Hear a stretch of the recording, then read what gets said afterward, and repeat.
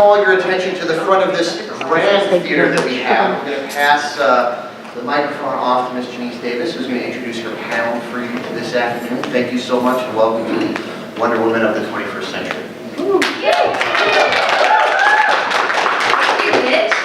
Hey everybody, like you said, I'm Genese Davis, and we are super excited to be here to talk about Wonder Women. And this is one of our favorites. We travel around and do this panel all over in all these kinds of cities, and it really is one of our most popular, so we're super excited. And on that note, we are here for you guys. So if you have questions and you want to throw up your hand, we'll take questions. I love that. I love a fun, laid-back panel environment. So definitely remember, we're here for you. Any questions you have, just throw them out there. And I'm going to let everybody introduce themselves. So let's start with Barbara. Hi, my name is Barbara Randall Kesel, and I've been doing comic books since the early 80s. And I've had my fingers in a whole lot of pies within that field. I've got a little bit of an overlap with the fantasy and the gaming stuff that you guys do. I would say most importantly, years and years and years ago in the 80s, when there was no touching between the gaming fields and the comic book fields, I did the first TSR comics that would be Wizards of the Coast to you people over at DC, and we developed Dungeons and Dragons and Spelljammer and other titles into comic fields and introduced them to a whole different audience. Hey, I'm Micky Neilson. I'm the lead story developer for Blizzard Entertainment. So Blizzard, we definitely have lots of female characters in the games. I don't know how many of you played World of Warcraft, but characters like Jane Proudmoore, Tyrande, etc. And thank you. And I'm working on some of my own projects right now as well that feature strong female lead characters. So that's why I figured when Genese invited me, I said, okay, maybe I'll have something intelligent to say. Thank you. Perfect, go ahead. Hi, I'm Joelle Sellner. I guess I'm what one would call a transmedia writer. So I work in several different media. I started in animation, and I've branched out into comics and graphic novels. Also done a few video games, web series, and currently about to start production on my first live-action made-for-TV feature. Hello, my name is Eric, and I'm the other guy. If you look at the makeup of this panel. I'm, like Micky, I work with Blizzard Entertainment. I'm a cinematic or film producer for those guys over there. In addition to that, I was the creative director on Genese's novel, The Holders Dominion, which she hasn't mentioned yet, because she hasn't introduced herself, so she'll talk about that. But I'll talk about it first. It's a female protagonist that kind of falls into the world of online video games. It's really exciting. And then I've done a couple of the films with female protagonists, female leads and different characters. One was called Libros de Cocaína. You wouldn't know it. I didn't say that because you wouldn't know it. I just thought that'd be fun to say because it's Spanish. And that's my only Spanish I know. So that's me. All right. And he's part of the creation of a strong female character currently in progress. That's right, that's right. This is also my husband in crime, and he wears many hats, and we are doing October. Man, she's just telling all the secrets. This is crazy. But like Eric said, yes, I am an author and a columnist and a media personality. I post YouTube videos, and I travel around with Wizard World Comic-Cons. And my novel that he mentioned, The Holders Dominion, it came into existence because I was the only girl in my raid group in the game World of Warcraft. So anyone that plays online games, we call them MMOs, you know, if you're a woman, you know the running joke. You're going to log on and you're going to speak into the microphone, and all the boys are going to say, "You're not a girl. Girls don't play video games." And there's that joke, right? And we all laugh, and it's fun. But I really wanted to show the side that we never get to see. I wanted to show the camaraderie, the teamwork. I wanted to show that it doesn't matter if you're a male or female. When you come together in a raid, in an online game, any kind of video game, you become a family. And so I wanted to write this female protagonist gaming novel because there weren't any, and that's how Holders came into existence. So that actually is one of my first questions for the panelists: is what females have we worked on? You know, to kind of mention the female characters that have caught our attention, whether we've worked on them or whether they're the female protagonists that we've looked up to or looked to when creating. So that was a little bit about Kaylee Ames, the protagonist in my book, and I'm going to let Barbara talk about the super women that she's worked on and contributed to. When I started at DC Comics, I got hired there because I wrote a long letter of critique in response to something Dick Giordano had put in the back of the letter column. And he said, you know, the letter writer had said, "Dear DC, how come your male characters are so complicated and your female characters are kind of stereotypical? Maybe you should hire some women writers and artists." Dick's reply was, "No, I don't think that's it." And I wrote him about a 10-page diatribe saying, "Oh, I think it is it." And here's the couple of reasons. As far as I can tell, many of your writers have never actually spoken to a woman. Most of your writers have not actually aware of how one is constructed. Because it's not, especially in comics, it's not the visual that is offensive to a girl reader. It's the lack of character. And that's across the board, for males or females, because I am an equal party trying to get people to do full and interesting and fully realized characters, whether they are male or female, because the world is not served by just focusing on one side or the other. But I quite often would take my male writers. Usually it was never a case, you know, the women were often treated as accessories because they were created after the fact to fill a visual need. And the male writers and male artists were not thinking, oh, we're going to think less of the women. They were putting themselves into the role of the hero. And so the other people were peripheral to the hero because, as a generalized note, men are more single-minded than women. Individuals will always vary. But because of that, they put themselves into the lead role and not think in terms of the other because they were inhabiting the one. And I taught a lot of them to go back through their scripts and look at it as if they'd gotten every role of every character they put in it. You know, make yourself act. Go into the different character roles and see if they are worthwhile and complete. What can you do if you're playing that sub role, that female on the side? What can you do to make that character have more of an active role in the story and actively participate in your plot or change what they do? And so I like to think that I strengthen women across the board and just all characters in particular. So for me, where I start when I'm creating characters is personality types. I don't really start typically with gender. So I don't know if any of you have taken DISC training or if you know what DISC training is. It's fascinating to me because they break down basic personality types. You got, you know, the dominant personality type, and I forget what I stands for, but it's, you know, the outgoing, influencer. S, kind of the slow and steady, a little more quiet, but, you know, super dependable. And C, you know, who's very detail oriented and usually, you know, kind of the left brain and everything else. So different personality types, and so when I'm creating characters, that's where I start, and then I start thinking about how those personality types are going to interact in creating the dynamic between those personality types. And then on top of that, then I start layering in things like the genders, and I start thinking about, you know, are we talking about a dog person, a cat person, you know, political influences, et cetera, et cetera. And so really building up those characters.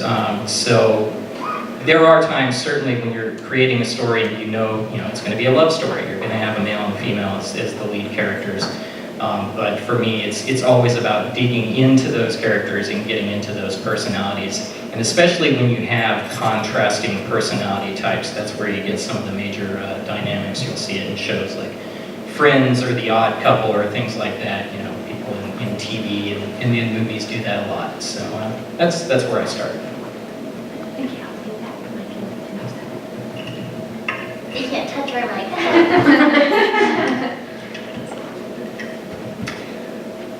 What I usually do, depending on whether I'm creating something that's original or if something is, I work on a lot of licensed properties. Animation, you don't really have a chance to develop the characters because I'm freelance and the characters have already pretty much been set in stone for me. We're doing a pilot for a Chinese company, and they had 3 wizard characters and 1 female character, and the male characters had, interesting traits, and the female character's trait was she enjoys being beautiful and likes puppies. Wow. So I tried to do what I could with her. And I don't know that I was successful trying to... What do you mean by that? Like, were you able to suggest characteristics for that character? Well, I just tried to ignore what they had and just had her be a part of the adventure that they had, and had her, maybe she wasn't fighting like the boys, but I had her problem solving. and just trying to be interesting and having interesting things to say. And usually, you know, in the voice action world, the female characters are there, but they're not as present as the male characters are. And yeah, I worked on Jackie Chan Adventures, and Jackie did all of the fighting and the cool things. It was really centered around his niece Jade, who, you know, had a lot of personality and was a lot of fun, and also did some martial arts on her own. So yeah, I'll luck out sometimes and get great characters to work with, and sometimes you just have to, you know, work with what you're given and make the best of it and hope everybody likes it. Yeah, you know, women are fantastic. I just say that. I tend to, when I work with a female heroine, I always tend to appreciate that they can. When women are written, a lot of times, or put in stories, they're allowed to be a little more emotional, have a little bit more internal challenge. Men, it's less, right? I was raised in a household full of women. So to me, I have a lot more sensitivities in my soul than the typical manly guy. So I don't really get into a lot of action, like, oh man, and I just shot a gun, and woo, I did it, right? And so it's tougher when you have a male character that you want to show other male characters, because they're not going to want him to go there. They're not going to want him to cry. They're not going to want him to be emotional. Not that you have to cry to be emotional, but they won't let him go there. And so for me, I like taking female characters and saying, okay, well, that's already built in, awesome, but I'm not going to go just down that path. I want to build on the other side that they don't allow women to have, and I think that's a cool character to me, which is what really most women are anyway, right? From my perspective, not from my experience, obviously. So I always appreciate that, and that's always what I enjoy at work on when I work on female heroines. You know, like Boulder's Dominion, I loved. She was dealing with a lot of death, and she was dealing with a lot of trauma, and the way that she kind of ingested it, and then there's some stories about her kind of going through that. But then she was also taking on this quest and taking on the bad guy, which is normally, I mean, it is the hero's job anyway, but it's normally the male thing. I pick, as Micky and I talked about, you pick up the sword and you take down the dragon. I always enjoy that. Because you talked about earlier, we were talking about the two archetypes, like women typically, you either pick up the sword and you go on the quest like a man, or you have a spiritual journey. Micky and Eric talked about that. And you don't always get to see like the ugly female dwarf or something like that. They don't always get, you tend to have the hero, the villain, and then the weird side characters, and women aren't often allowed to be the weird side characters because it's often ugly, and ugly women don't exist in media, except when they're taken to the sexual extremes. You know, like they're the weird lady with the horns and on the giant zongas. And we come back to my Harry Potter thing again. Harry Potter gave girls permission to be quirky, ugly, unusual, sometimes cruel. And you see a new generation of girls growing up, allowed to be whatever they are, and to follow, you know, be true to whatever kind of character they are.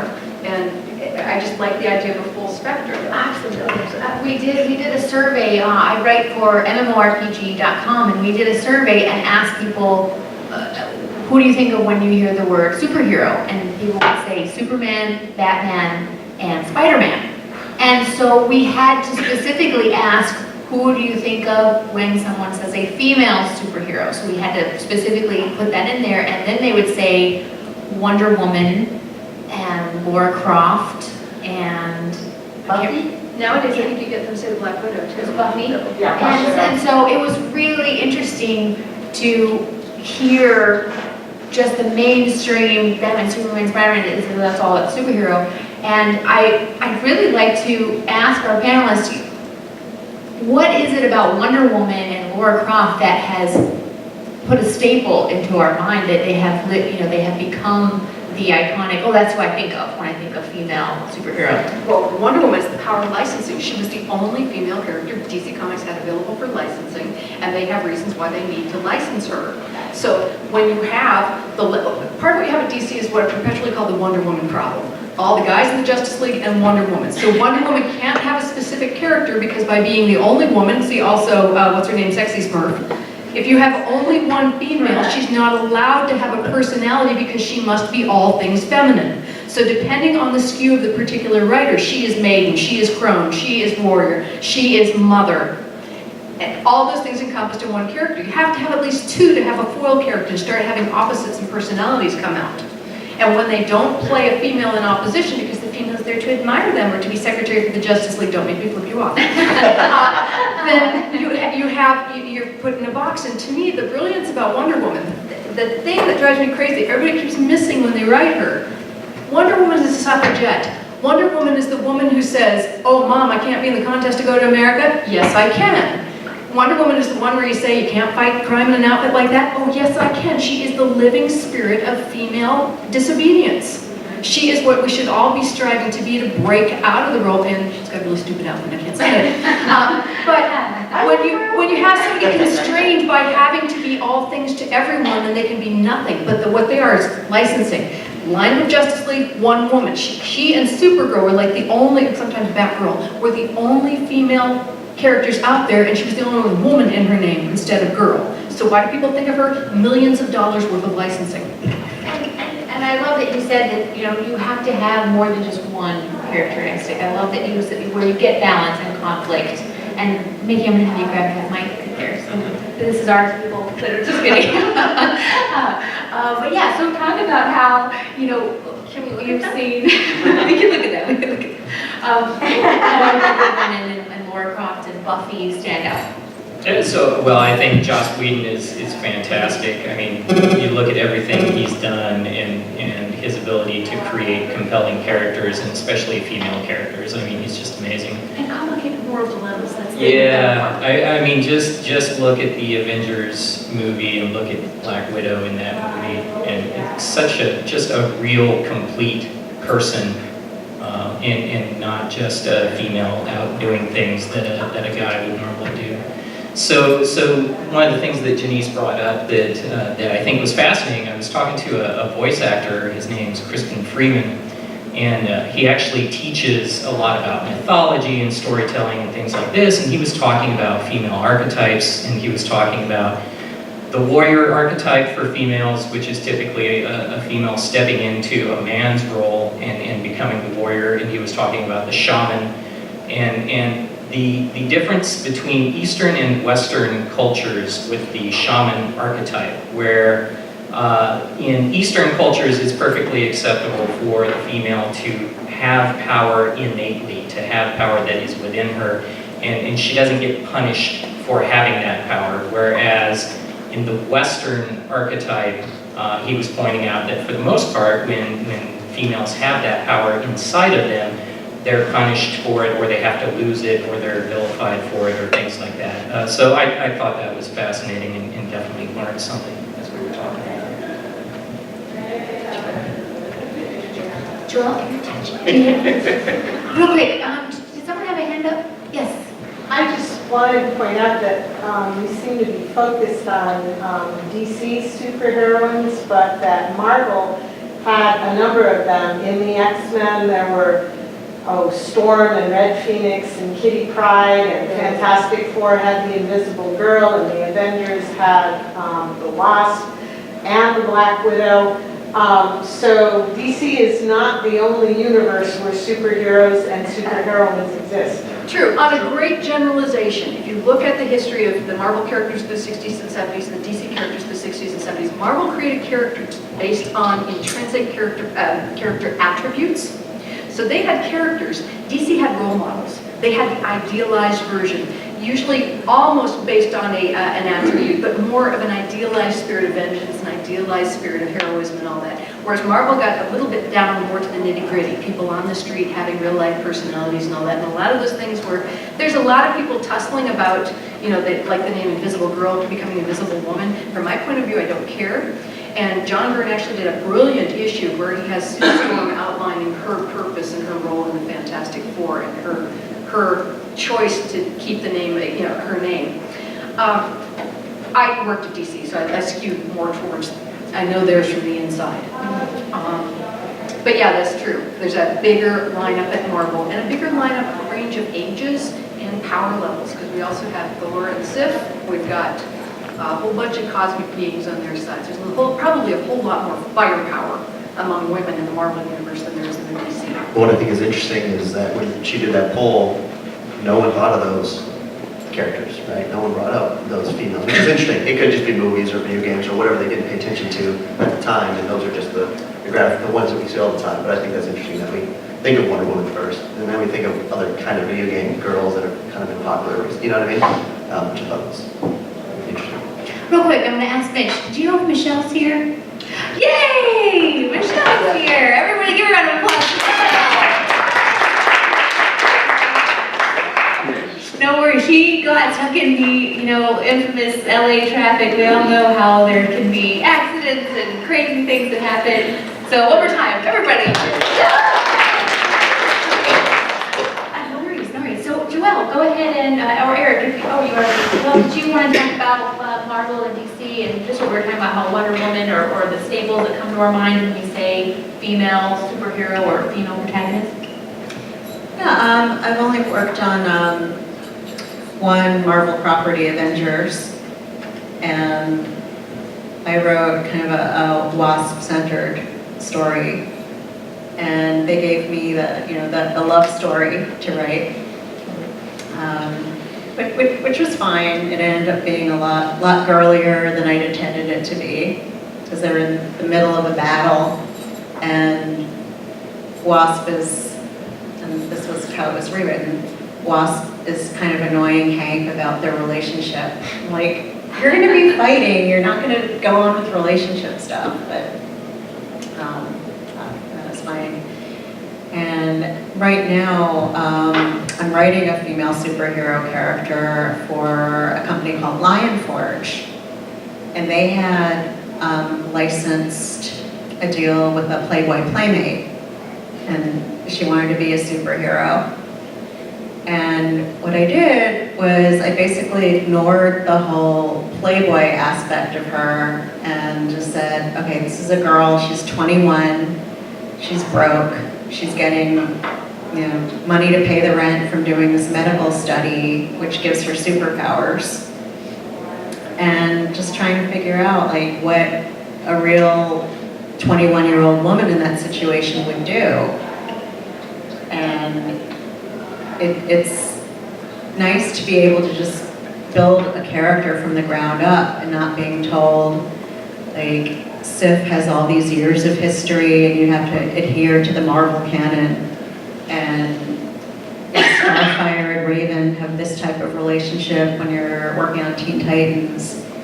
And it's really, it gives you the opportunity, like, even if you're handed, you have to have this character with incredibly big boobs that has this whole Playboy image hung around her to just be able to say, this isn't what I'm going to do. And she's not going to use sexuality in this comic, even though she does end up, having this relationship with her ex-boyfriend. Absolutely. And I think that's key. What you're saying is having those defining real human characteristics that we can relate to, human frailty and difficulty and trauma, and we want to be able to read about a woman, and like Barbara was saying, Wonder Woman being a suffragette, being wanting to fight for women's rights, and I can wear this, and I can do this, and I can fight just like a man. It doesn't matter if her wanting for human right, for female rights. It's a case of why on you would, from her point of view, why on earth would you think to limit her? Kind of like, what's your problem? Absolutely. Steve Gerber said to me years ago, he was talking about Wonder Woman, he had done a proposal that DC didn't pick up, and he said something I thought was absolutely profound. He goes, I think the problem with the way they've done it is Wonder Woman comes to America and immediately deals with the males. And he said his version of Wonder Woman come to America, look at the women and go, what's wrong with you? Why do you put up with this? Why do you allow this? Stand up, sisters. Right, absolutely. So I'm going to let Michelle jump in. She's going to talk real quick about who she is and where she works, and then I'm going to ask you the same thing about just your approach on Wonder Woman and Warcraft and Buffy and all these big characters. Okay. Hi, I'm Michelle. I am in charge of script creation for multimedia for Disney. We have a few female characters there that you might be familiar with. Yay. And yeah, so basically, Well, on that, what are your favorite female characters that you've worked on, and what makes them stand out and what makes you like them and stand behind them and fall in love with them and be glad that you work there and you're proud of this. Okay. Well, we have two characters that I really, really enjoy right now. One is called Doc McStuffins, and she is a little girl who is African American, and she believes she is a doctor. She plays pretend doctor for all of her little stuffed animals. It's a great show. It's really, really well written, and it's really empowering because we were talking the other day about how there's this entire generation of little girls who, if you ask us in this room, you know, what does a doctor look like to you? A lot of us will picture, you know, an older Caucasian man, but there's a whole generation of kids, when they say, what's a doctor? They're gonna draw a little African-American girl. And I think that's amazing. So I'm really, really happy to be working with that property. And then we have another one called Sophia the First, and she is a little princess. But unlike some of the other princesses of the past, she's really, really very curious. She's very into imagination and exploring, and she has a lot of agency, which is something that's sort of new in the canon there. So I like that. yeah, Sense of Pretty agency, great. urgency. Yeah. That's awesome. Micky and Eric, I'd like you guys to mention what, don't hide, don't look I'd like you to just briefly mention what strengths you pour into Kerrigan and some of the strong female characters in your line of work. But can I toss in Oh, one yeah, topic sure. way over too? Female characters. It doesn't always have to be about strong female characters. There can be weak female characters too, but character is the important word there. And that's what I want to see across the board. Because sometimes a character is less than perfectly strong, Absolutely. mentally and physically. Yeah, actually, I'll just kind of jump on that bandwagon as far as for a couple of the projects that I'm working on. One of the female characters is insecure, and that's just the way she is. So, I mean, you know, if I'm going to say anything about personality types I was talking about earlier, there are just as many personality types among women as there are among men, and the different personality types. So it's not that there are, you know, dominant. It's always, well, the male is primarily this all the time as far as a personality type is concerned. They're all over the place. So for me, with the insecure female, she goes from being insecure to realizing that she has had this courage within her the entire time, and that's her arc, is getting to the end of that and realizing that was there, and that wasn't something she had to go looking for or get from somebody else. So what was the question again, Genese? I totally Say something. What we were talking about is, well, and Barbara mentioned, you don't always have to have a strong female protagonist. That's kind of like buzzword in a lot of conventions where we keep saying, oh, I have strong female, but they I can think when be people are saying strong in that context, what they really, really mean is vivid. vivid, memorable. Something fully realized, something that feels like it has levels to it and layers. And the other important thing, but the other important thing in terms of characters, you have a context. We are all one way in the context of our peers, or another way within the context of our family, or another way in the context of parent to child. And then with your friends, you have different ways you all work together. Right. And a good character is one where you see them maybe strong fighting crime, but maybe weak and submissive at home, or, you know, that's a gross cliche, but, you know, within the different relationships they have, you learn more about that character because you see the multifaceted sides of them in the context of those different dynamics.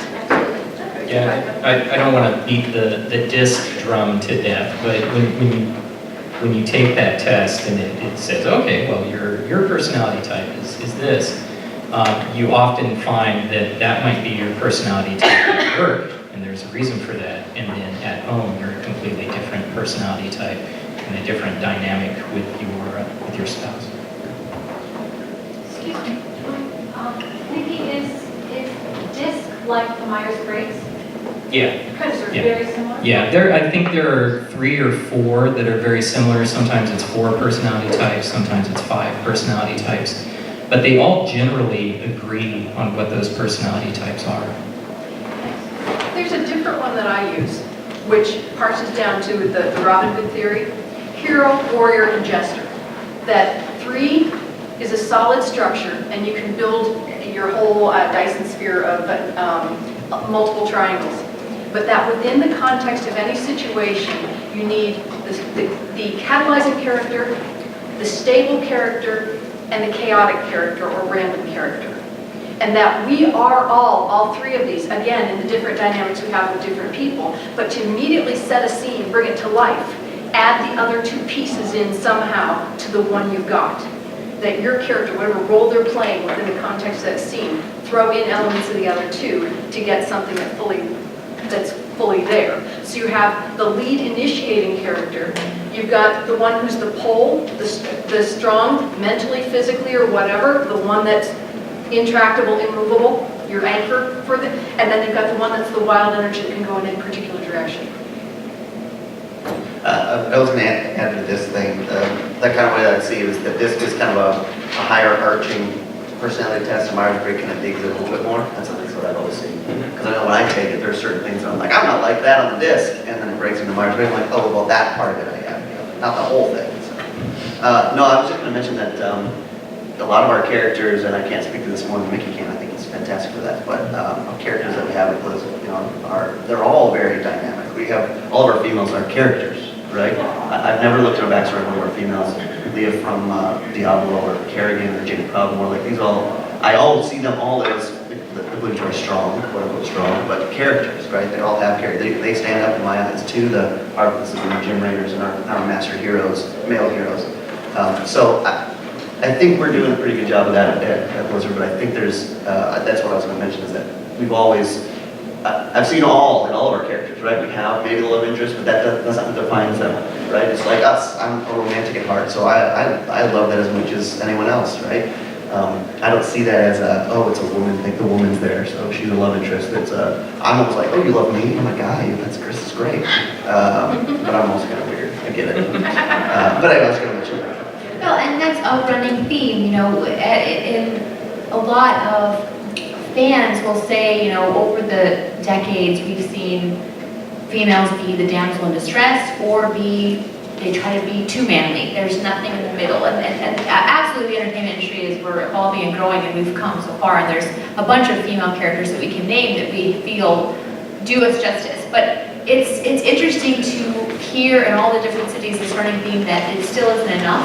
And what can we do as content creators to have more heroes, female heroes? And we would raise our hand and just shout out, because movies are such an influencer of all of our just subconscious. We can we can quote movie lines, and we idolize different actors.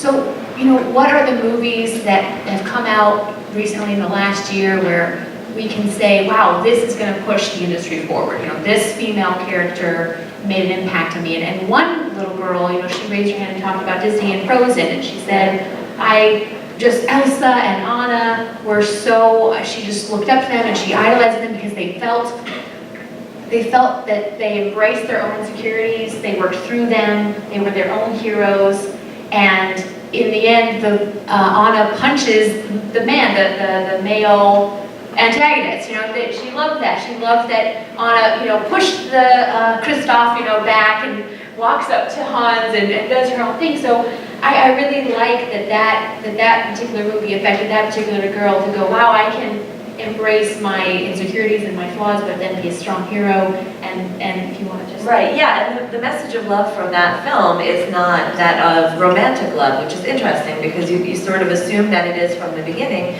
but it's sisterly love. And you're right, they save each other, and that was a jaw-dropping moment. That it was the girl yeah. saving the girl, not the boy saving the girl. Yeah, and that expansion of the concept of love, as you're saying. Exactly, and it was to me, I felt it was very empowering, and I watched it with my nephews. And I asked them what they thought about it, and how they thought it. That they're like, no, I didn't see a twist. To them, that was just totally normal because they don't have the years of history that we do that we can see subverting in Frozen. So I just thought that was pretty cool. That's amazing. Yeah. That's kind of the generational difference. And Barbara, you were saying that earlier about how this generation is growing up in a completely different subconscious where you can embrace your quirks, your awkwardness, you don't have the same pressure as maybe, that impending classic, 50s householder Eric. But I was going to say, this is definitely not a female movie, but it had that same impact. The movie The Warrior is about brotherly love, not love between a father and brothers. And I love that difference. It's not a man and a woman, right, which is what we always see, which is great because it's in place.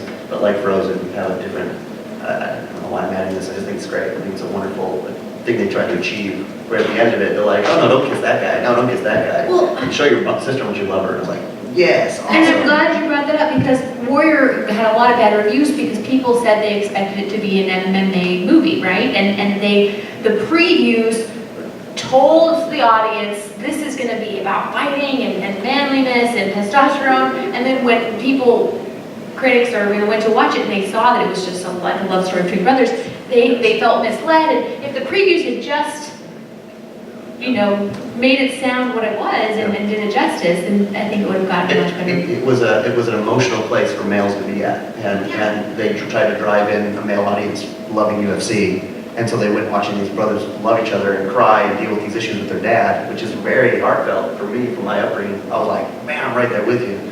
But a lot of men walked out like, what is this? These guys aren't fighting each other, and I was like, well, it's not the movie. But that was cool. But this ties into what I was saying before. It's not just about girls getting to be more than one thing. It's about guys getting to be fully realized human beings also. Well, can the audience use you guys to throw out any names of movies or comic books or video games that you felt the same way, like the girl at Disney and Eric connected with Warrior? I'm putting you on the spot. Dresden Files. Say it again. Dresden Files. Dresden Files. Brave. Another one. Brave really hit home for me because I grew up in the real Disney princess era, and to see that just blew me away. Now, see, I love Brave, not just because I have bad hair. I ran into a lot of people who were really upset with that movie, and to me it was great because it's one of the first times a mother has gotten to be alive in a Disney movie, which is great. That is really true. Well, usually moms killed off those things. In fact, I worked on a book called Meridian, which is now a Disney project. They bought it through Touchstone. But that's another one where I didn't realize till after the fact. I was setting up a world where this gal was learning how to deal with other women and her mother in a world that didn't have any. So, it's all these male advisors around her. She's sort of finding her way into womanhood. She's 16 years old, and suddenly she's a princess by a different name. But I killed mom off on realizing it sort of catered to a cliche until later on. Joelle, in your line of work, are there also have you attached to stories like Brave or Disney where it either has a mother character or a sisterly love that you could also mention? Anything that, you know what I mean, that kind of goes away from just the male-female classic love relationship? It's definitely worked on. Yeah, or your colleagues, and that doesn't have to be just you. But. Yeah, I tend to, I think, subconsciously kill off a lot of moms in my work. Just as I work without a mom. Why do the moms get the hat? Yeah. They're the most important people in our lives, that's why. Yeah, so I do tell a lot of stories with girls growing up without mothers because that was my experience. And I think aside from the Disney stuff, there are a lot of works out there that address that. A lot of fictional Disney type works and things for children have no mothers because a lot of fairy tales have no mothers, and that has to do with the fact that most of them were sort of tales for how to keep children alive, to learn the things that will keep you alive because your mom died in childbirth. So there's that tradition coming through there. Wow. But it's true, like a lot of times that's the most potent drama we can have for characters to lose a parent, and mom is the crucial one for most people. So you kill her off, you immediately have easy drama, and then you build from there. But I'd like to see more of the moms actually survive to adulthood. Michele, do you have any other titles? Oh, goodness. I know, yeah. Well, I can't really talk. Perhaps, so Yeah. some are, but maybe some things that are. I think like Joelle said, yeah. I mean, it obviously it stems from the tradition of the fairy tale, a cautionary tale. Killing off the most important person in your life forces growth, right? It forces you to discover who you are as a person and then grow from there. So it's not as much of a cliche as it may seem in terms of building the character. If you want to have a fully realized character, you have to have someone who's fully developed, and they need to go through something to develop. So It also removes the plot point of, well, I'm going to take this problem to my mom. To a parent. Exactly. Totally. Yeah. One of my favorite reworkings of a fairy tale story, though, has got to be the Drew Barrymore Ever After. Which I just absolutely adore. But there's where, again, where you can get a strong female character without emasculating the male. Sure. And Joelle mentioned that, you know, I really like that you said you wrote from experience. You said about, you know, a mother character being absent. And I just realized when you said that I did that in Holders with the opposite, where the father is who is lost and killed, and Kaylee, the daughter, is suddenly surrounded by a family with just her brother and her mother. And I realized when Joelle said that I always felt, even though my father is alive, he was very absent in my life. I mean, not physically, but spiritually and emotionally and as a relationship. Side note, you know, Army, state police, just hardcore guy. So that was my experience, that I didn't feel I had a father, but it was such a distant and hardcore relationship. I never felt that love. And so I just realized when she said that in my book, I incorporated that, and how a daughter deals with not having a father, and then how the mother is trying to cope with that huge loss. And so I think that's interesting, and that kind of leads into, oh, go ahead. I just wanted to bring up a different animated movie, The Incredibles, where the entire family works together to solve a problem to keep each other out of trouble. The kids rescue the dad, the parents rescue the kids, and they're all superheroes, the entire family. They're all superheroes. They're also all cliches, but they're cliches that has a resonance because it has an extra layer other than the surface. The surface element of, oh, you're the shy one, oh, you're the bratty kid, etc. Sure. So That's good, right? I was just going to say, there was another interesting point that was brought up in how to make women sort of be fully realized and be in the forefront of the story without, by default, emasculating the male characters. And I think that's something that's really important to take into mind, because you don't want to devalue the male characters by making them weak just to make a female character seem strong. Well, Frozen's an excellent example of that. You have a character who's a minor character in the scope of things, who is also male. You know, so you reverse the trend where we got the big lights on the girls, and then he's got a little bit of a lesser role, and he's a great character. And it's so perfect because he doesn't have to be a non-entity, and he doesn't have to be mean, but he still like is calling her on her BS. So absolutely. One of the burning questions. Yes. Go ahead. You are here, President. Okay. You're more important. I was actually wondering if you guys could talk a little bit more about that dynamic, because so I went to college for writing, and a lot of my female peers would do that very thing where like, oh, I'm gonna write a strong female character, and then the men just like disappeared out of their stories or became like horrible people. It's just like, why would you write a character like that? And so like, how do you deal with that in your writing styles and approaches to make sure that the men are also awesome, in addition to having women who are fantastic look at what characters? Denise was saying before about her father, you know, military, state police, and all that.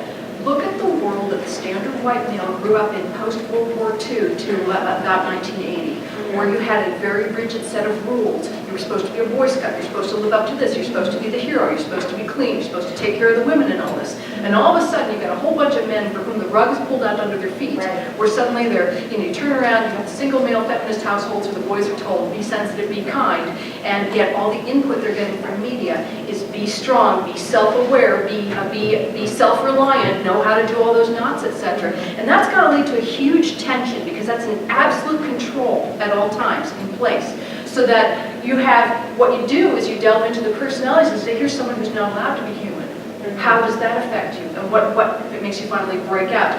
Why do men then lead into breaking up their family and going to a new one that they can control differently? Why do they go deep into alcoholism? Why do they go deep into some kind of drug use or something like that? Oh, we look at guys talk about men, a certain amount too. But the mistake is, so often the first fiction people do is their own heroic realization of the world as they want it to be, and the idealized version of them, which means everybody else takes second place. And then you mature and you write some more and you start delving into what makes each of your characters vivid, responsive, and real. And I think that's the point, is that every character, there has to be a reason they're there. They can't just be there to, and it's male or female, because you hear we hear how, oh, the female was just there to move the plot forward with the love interest, but same thing with men. You know, you can't just have a male character there to have it balanced and have a male character. There has to be a purpose, a drive. Your characters are living, breathing with their own devices, their own passions, their dreams, and they're in the story because they are going to affect each other. So, I mean, the best advice for me and Micky and Joelle and Michele, please jump in, and Eric, is for me, define your goal. What is your goal? Whether it's a film, a novel, screenplay, comic book, whatever you're creating, who are you trying to connect? You know, for me, it was gamers and non-gamers, because I knew that there was such a gap between my two circle of friends. They didn't understand each other, and they didn't know what MMO or raid or any of these words were. So I defined my goal. I wanted to actually write the people I knew, and writers do that. We pull from people we know, and so there were male characters in my book because I wrote the male characters that I interacted with, and females the same. So define your goal, your passion, who are you trying to connect, and outline from there, and your characters will come alive. They will. Michele, Micky? I was just going to add to that. I mean, ideally there's a balance. So with supporting characters, there's definitely a reason that they're there, and I would kind of make the analogy, I mean, even if it's not necessarily a love story, to a marriage, where ideally, you know, you have one person who has certain strengths, and then the other person has other strengths, and hopefully the two of you together create a balance that really works. And so if you have that in your story, you're in a really, really good place. So you don't necessarily have to have the male characters have the same strengths that the female character has, or characters. They can have completely different strengths, and they can balance each other out. But it's also about creating conflict too. You want to have characters that are complementary toward your main character, and then you want to have the characters that present the greatest conflict, because that's good storytelling, right? So again, the reason to have those other characters in your story would be to push your protagonist towards something that she has to confront about herself. And the way of doing that is to give her someone who's equal in strength to her and opposes her.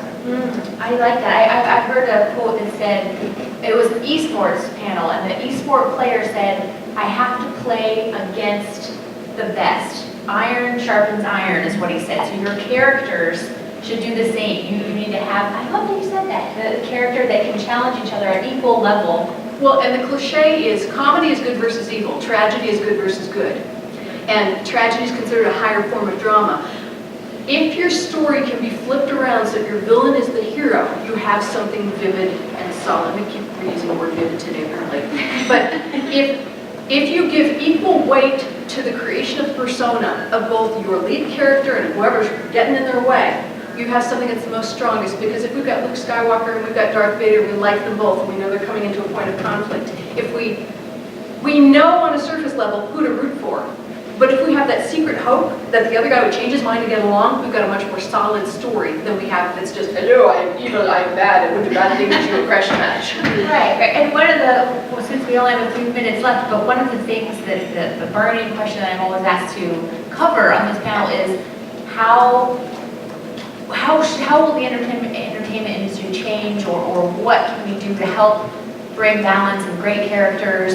And does it matter if it's a male or female content creator, writer, writing of the opposite sex? And I really think that's an interesting discussion, and I'll let everyone jump in real quick about it, because I have read novels written by men. This is just an example. There are plenty of great books by men who write female characters, but I did read this one book that was written by a man of a female protagonist. And you guys, he didn't do his research or something, because as I was reading the book, as a woman, I'm supposed to be in this female protagonist's mind, and I was pulled out of the story immediately, because there was a scene where she's going through puberty and her body is changing and she's looking in the mirror, and I swear I got creeped out because I could tell that it was a guy writing a woman, because it wasn't what we would have thought of ourselves. I swear to you guys. And so immediately I got pulled out of the story, and because when we read, we want to be involved, we want to be in it. And I was like, whoa!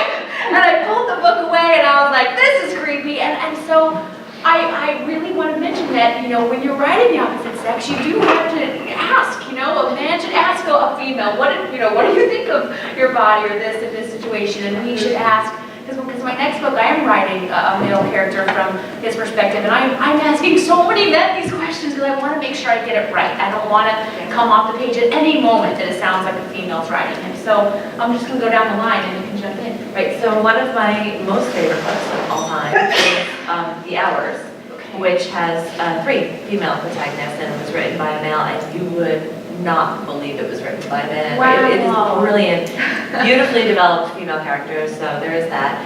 And one of the books, So you could just feel that. if I didn't know who the author was, I literally would have been convinced it was a woman. It's brilliant. And then one of my favorite recent reads was Donna Tartt's The Goldfinch, and it's a male protagonist, and it's also brilliant. So, Can you, for our writers and our storytellers, do you think there's any nuggets or gems that he did that you could convey of why it, or what they could do to? well, clearly, I mean, for The Hours, he did a lot of research on Virginia Woolf and Mrs. Dalloway, and obviously read a lot of writing by women in order to be able to integrate those plot lines into that story. So That would be a great research, although, I mean, I think you've got it. You speak to your friends. You have to have empathy if you're a writer. Like, number one, you have to have empathy. And so for you to understand the world around you, you have to be able to sort of feel what other people are feeling. And I Give think- yourself to it. Yeah, and I think if you're able to do that, it'll make you a better writer. And like Eric mentioned, you don't want to be just a guy's guy, you have to be able to get sensitive. Well, and it's not just genders too, because when I was in college, I went through a phase where everybody in my life decided I was gay, and I thought, well, I don't think so, certainly doesn't seem to be what fits my fantasies, but maybe they see something I don't see, maybe I'm denying something. So I sat down with a friend who was gay, and I said, look, I kind of understand the sisterhood thing. I understand wanting to be with somebody who knows what parts want to be touched where and why, etc. I said, but what I can't understand giving up is that beautiful chemical fire when somebody touches you and you want them to keep going, you want their lips on theirs and all this. And I go on to describe heterosexual attraction, thinking that this is something you give up, and she's nodding and smiling and nodding and smiling. I went, oh my God, you get that feeling from girls. And which 2 things stuck in my head that day. Number 1, I'm not gay. Number 2, oh, that's how they know. Sure. So it isn't just male-female, it's learning or observing or being empathetic or doing research to understand what is different from you and salting into your characters enough detail in terms of personality and expression and explanation to come across with a complete character that is not you and is not them, but can be communicated because they're all human. Right, I'll take that. So I would just add on a similar note that any worthwhile writer is going to do research. That's a huge part of the project that you're working on. And so part of that research, if you're writing a female character, do the research and talk to females about the situation that your female character is in and see what a female viewpoint would be. So that's important. There was another part to that, Genese? Was that the... You got it, you nailed it. I think anytime you can insert diversity into what you're writing, it helps the story. Right now I'm working on another property for Lion Forge, a female superhero, and her best friend is gay. So through most of the graphic novel, it's her and this guy, and they have a close relationship, but the romance is taken off the table, and I find like that kind of suggests more interesting situations and character development than if it was the guy that you know she's going to fall for at the end of the book. And if you have a chance to create a team or an ensemble, look for, is there a Native American character you can put in? Why can't it be an interracial romance? And just the female character thing aside, it's just interesting to represent underrepresented parts of society. It just makes the story more compelling. Did you see a National Geographic article about what the average American will look like in 2050? Because it's not just a case of ethnic categories. We're getting so blended and mixed up that you can't necessarily assume anything about anybody anymore. I went to high school with a 6-foot-tall, Spanish blonde named Gina Gutierrez. who had gotten her name through a stepfather adopting her.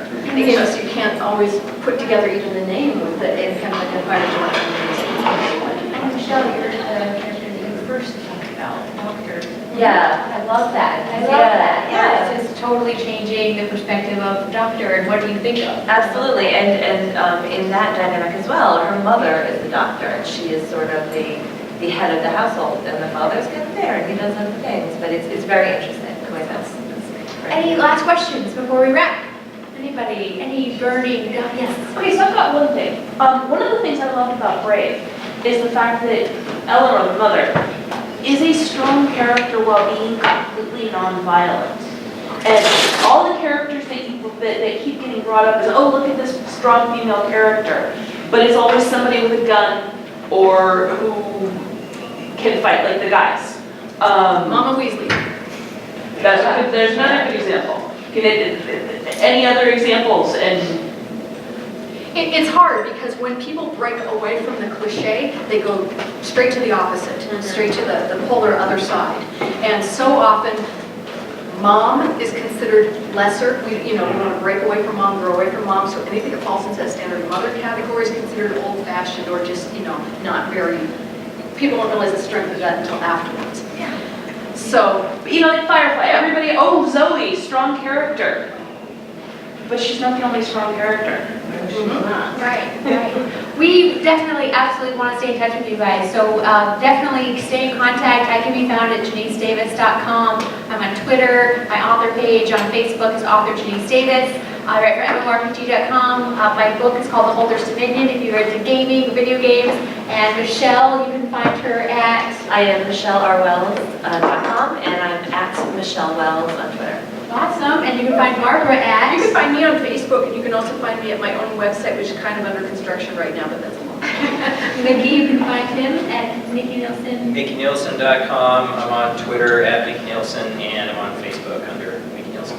Joelle, you can follow her. I'm on Facebook under my name, Twitter at Where is Joelle, and look for Saved by the Bell and Punky Brewster on Amazon, Wondrous 1 through 5 on Amazon, and a bunch of other stuff I can't talk about. Eric? Twitter, Eric R. Davis, LinkedIn. That's a boring business one, but LinkedIn is one. I'm on Facebook. Website, producebyr.com. Very catchy. And we have another panel at 6 about creativity, and Rob Pryor, Ken Christensen, it's going to be really good. So let's give a round of applause for our